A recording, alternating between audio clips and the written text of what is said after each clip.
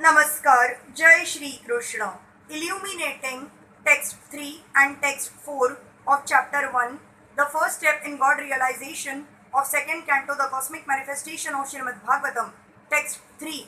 Nidraya riyate naktam vyavayen cha va vayah diva charthe haya rajan kutumba bharnen va.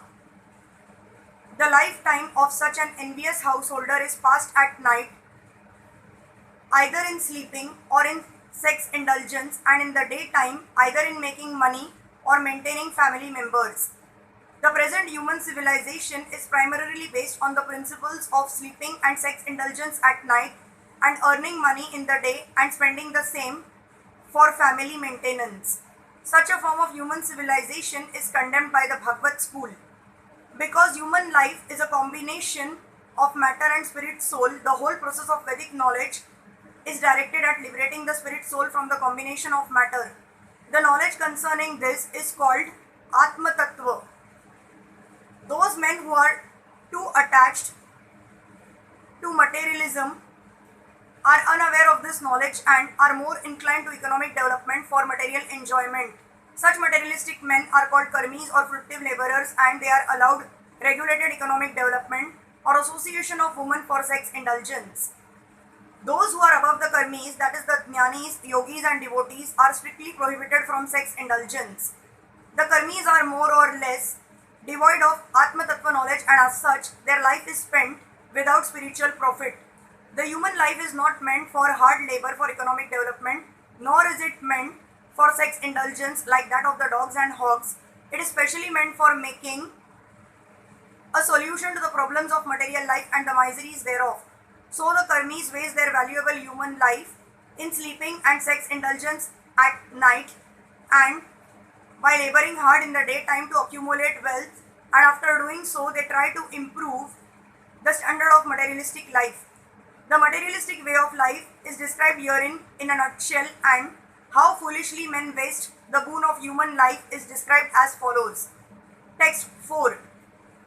Deha patya kalatra deshvatma sainyeshva satswapi tesham pramatto nidhanam pashyannapi na pashyati. Persons devoid of Atma Tattva do not inquire into the problems of life, being too attached to the fallible soldiers like the body, children and wife. Although sufficiently experienced, they still do not see their inevitable destruction. This material world is called the world of death. Every living being, beginning from Brahma, whose duration of life is some thousands of millions of years, down to the germs, who live for a few seconds only, is struggling for existence. Therefore, this life is a sort of fight with material nature which imposes death upon all. In the human form of life, a living being is competent enough to come to an understanding of this great struggle for existence, but being too attached to family members, society, country, etc., he wants to win over the invincible material nature by the aid of bodily strength, children, wife, relatives, etc. Although he is sufficiently experienced in the matter by dint of past experience and previous examples of his deceased predecessors, he does not see that the so-called fighting soldiers like the children, relatives, society members and countrymen are all fallible in the great struggle.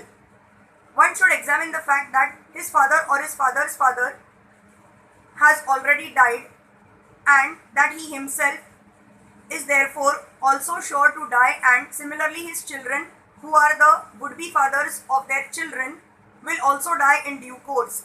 No one will survive in this struggle with material nature. The history of human society definitely proves it, and yet foolish people still suggest that in the future they will be able to live perpetually with the help of material science.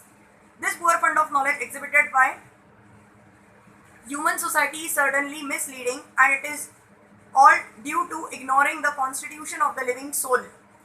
This material world exists only as a dream due to our attachment to it. Otherwise, the living soul is always different from the material nature. The great ocean of material nature is tossing with the waves of time, and the so-called living conditions are something like foaming bubbles which appear before us as bodily self,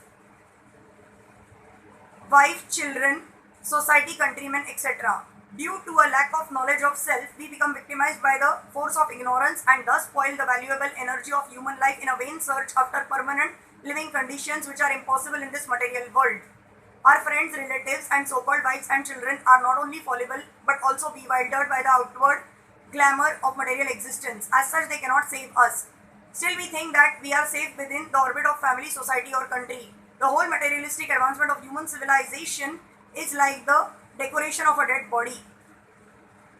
Everyone is a dead body, flapping only for a few days, and yet all the energy of human life is being wasted in the decoration of this dead body. Shukdev Goswami is pointing out the duty of the human being after showing the actual position of bewildered human activities. Persons who are devoid of the knowledge of Atma Tattva are misguided, but those who are devotees of the Lord and have perfect realization of transcendental knowledge are not bewildered. Hare Krishna.